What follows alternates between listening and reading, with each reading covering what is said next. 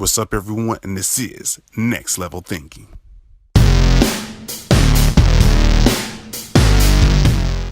What's up, everyone? It's another episode of Next Level Thinking. Of course, right now I'm in a different setting. I'm in the barbershop. So definitely thinking outside the box. That's what it's all about. So I was like, a nice fresh cut.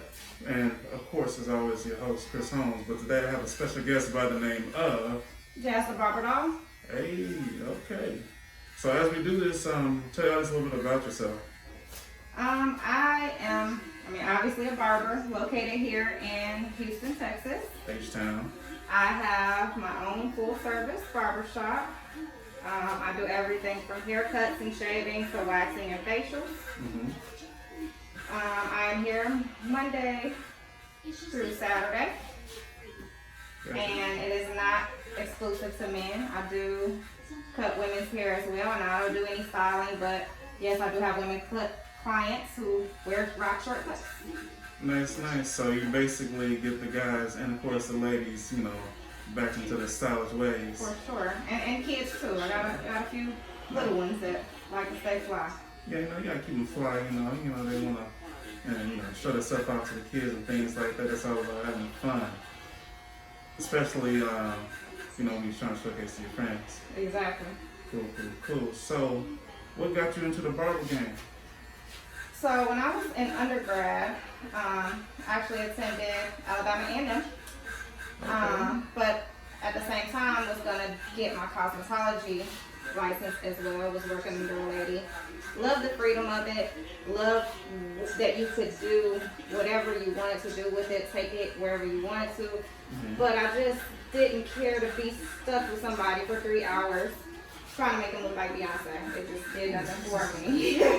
They want to just wake up like this. That's how y'all been saying, you better watch it because the beehive, they come out of nowhere. I love B, and that's why only she can do what she does, And so, at the time, I was actually wearing my hair short, and my barber, man, he was a great barber, but professional-wise, scheduling-wise, it wasn't there. It wasn't that tight-run ship that I experienced working in the salon. I'm like, man, if I could do what he's doing, but incorporate everything that I learned from my mentor on the cosmetology side, I could have a hit. Yeah, you were basically saying like, okay, this is nice, but screw this. I'm about to switch into my favor and put things in my own hand. Yep, and I'm going to take things that I learned from both, and incorporate them and build something even better. That's nice. That's what it's all about. It's always constantly about learning. And it's funny how people go through different things and it actually opens up new doors. Absolutely. Mm-hmm. So have you ever had any crazy haircuts or, barbershop moments? That's all that happens in the barbershop. Absolutely. She started laughing, y'all. She had to catch herself. She was trying to be nice, like, okay, which one can I choose? Because there's a few. Especially, in the times that we're in now, when everything was first shut down, I had a few clients, sending me butcher jobs that they had done on themselves. And I'm just like, Wait a minute, butcher job. I need you to go, not everybody's going to probably get that. So what you mean by butcher jobs? Did they come up with a fade, all the way off the wall? Or what happened? I guess we could call it a fade, but I want to use that very lightly. Oh, boy. And so it's hard to cutting yourself. Cutting hair is not easy anyways, but it's definitely hard to do it on yourself in a mirror. I don't really recommend that. I think what happens is they be like, get the clippers. Let's be real quick. Yep. And they like, you know what? Screw paying this person. I'm gonna do it myself, save some money. And I got it. It's easy. All I gotta do is take my time. And they forget when they look in the mirror. It's like the opposite direction. Yep. And it's hard to get that hand-eye coordination together. Mm-hmm. Yep. And once you make the mistake, that's it. That's now you gotta just let it grow back now. Walk around with a plug in your head like barbershop. Mm-hmm. So a lot of parents trying to cut their kids' hair, and I will never forget, fresh out of barber school, I had a dad who I would cut all the time, every Saturday. Mm-hmm. And then he came back Saturday afternoon. I'm like, man, did I mess up something? Did you find something? Did I mess up? Mm-hmm. He has his son and his daughter. His daughter's crying, laughing. I'm like, what is going on? closer, and he no lie looks like a leopard, like a cheetah. Wait a minute. I really want to showcase my lashes. So you got several spots in his head. Yeah. Oh Lord. It looked like maybe the dad. Did the guy put the guard on? I think maybe he was like trying to cut it with scissors or something. Wait a minute. Did we go back in 1930 something where we had? Yes, we did. And so, daughter is laughing. So I'm looking. I'm like, what happened to you? I'm like, did your sister do this to you? That was the first thing that came to my mind. And he's like, even laughing. He's like, no, my dad did. I'm like, oh my gosh. I'm like, you were just here this morning. Why did you not bring him with you? Oh Lord. It's like, well, I figured it would be easy. Like, how can we fix it? I'm like, we can buzz it down to as short as it can go. It's nothing that we can do. You can cut plugs all over it. That's one of those things like, fix this, and you're like, we're gonna put this one guard on here and take him down, and he's gonna have to let it grow back. Luckily, he doesn't care about how he looks just yet. You know what I'm saying? He's not in that phase of like being cool and gotta go to school and for the girls. He didn't have no choice at that point. Just let's be honest. That's true too, but he wasn't upset, know. Okay, cool. Yeah, you always have barbershop talk, as in like stories like that.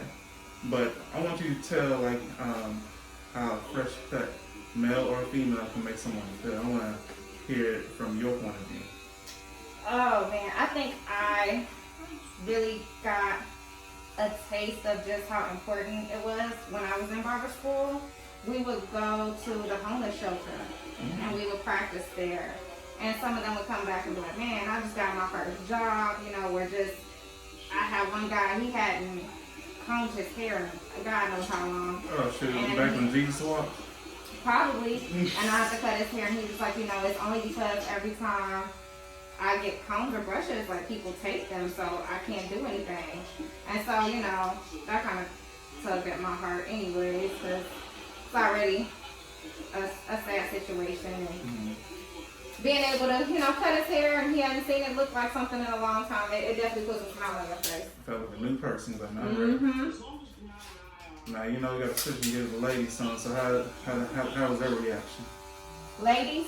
Alright, she started laughing, y'all, again. Alright, go ahead. Because ladies don't play about their hair, so wait a minute. Okay, I'm just going. So they come in like, okay, I want it like this. Don't you be one this off, because I'm about to show you a piece of my mind. You know what? Thankfully, I don't have that type of clientele. Thankfully, I do not. I'm so glad I don't have too many divas. We come in here, we cut up, we have a good time. We cut your hair, we send you on your way.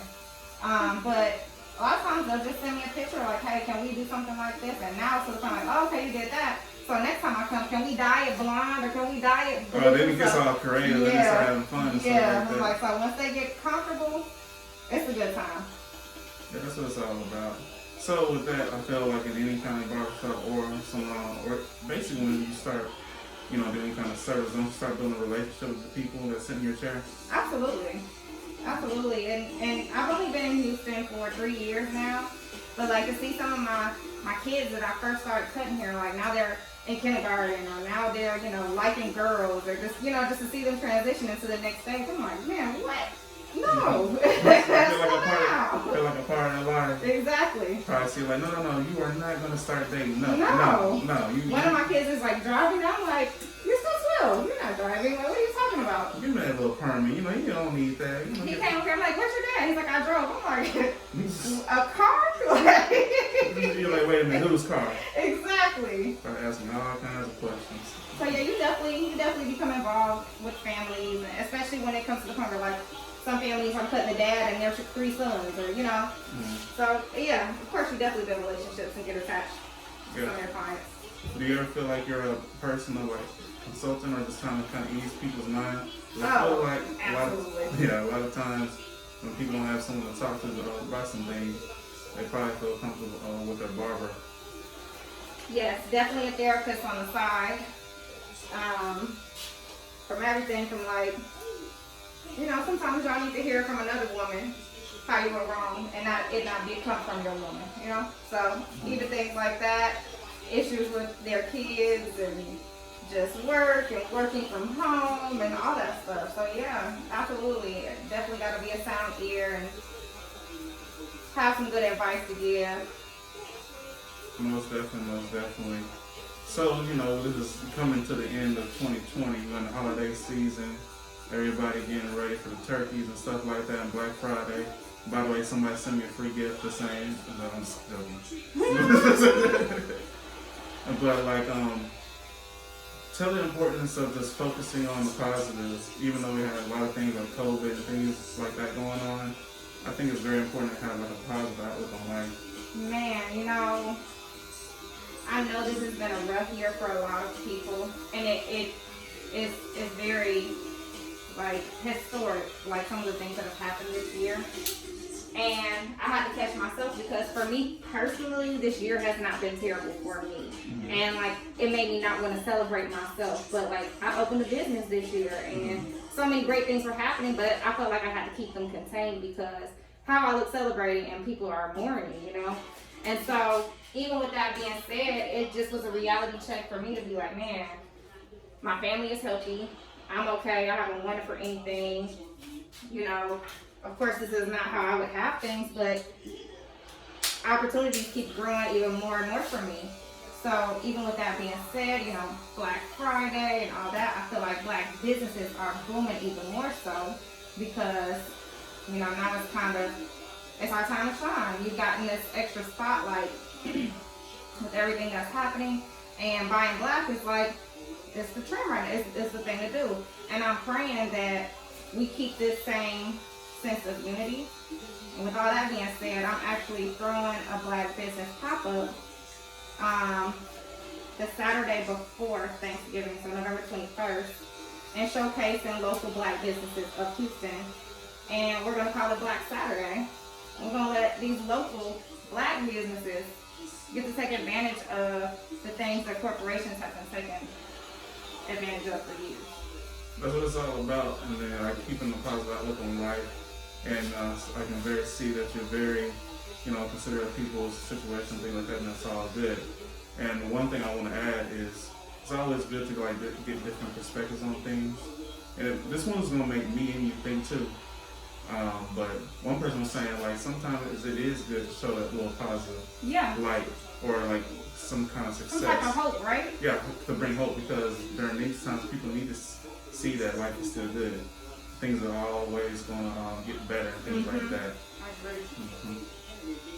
So that's great. You got your future events going on, things like that. It's all good. So what were some of the, if you could pick 3 top things that you learned this year that actually help you grow, what would it be? So you can like help the audience and maybe they can take something and learn from you. Cool. I put a spotlight on her, my bad. I know.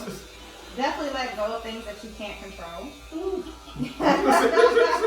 You're just giving yourself a headache for no reason. Like when it first started, I said I opened my business a week before we had to shut down. So when it happened, I'm like, oh my God, what am I about to do? Oh my God, what do I apply for? How do I do that? What do they need? What? My fingerprints, like it. Like it might be investigated. And to this day, I still have never gotten any assistance. So that's another like praise break in its own because I'm still here, you know. So definitely let go of things that you can't control and stressing about things before they happen, you know. Because I was like, oh my God, what if I have to close? Well, what if that never gets here? And now I'm stressed out about something that I never saw. You know, I want to add something to that and give you a little alley too, because I think that's a very important, especially this time. Because like if you stress about something or something that you can't control, like you lose focus of what you can do to actually solve the problem. And you just freeze, and now you're just like a symptom. You just feel like, why is this happening to me? Instead of finding solutions and start moving forward. So I want you to add even more value onto that, like just staying focused and find the solution so you can pull yourself out of that dark hole, because we all go through challenges. I agree. And for me, I think it pushed me a little harder. Like, okay, so this is going on. I can't really have anybody in here right now. But what kind of services can I add when it's time to open back up? What kind of, you know, new this, and this can I make to further service my clientele? And so once we opened back up, I started doing facials, I started doing beard treatments, and people loved them. And so I think just using everything that's going on to kind of tap into your creative side and do things that you're not used to doing, and just, I mean, what's the worst that can happen? Exactly. So, all right, so one more. You got 2 down. To appreciate, the right now. Oh. Where you are right now, instead of thinking so far out about like, okay, this is where I want to be and this, but like, just to see how far I've come to be right here, right now. I didn't picture this. This was not my plan at all, but it's furthermore to let me know it's not about me or my plan. Awesome. All great answers.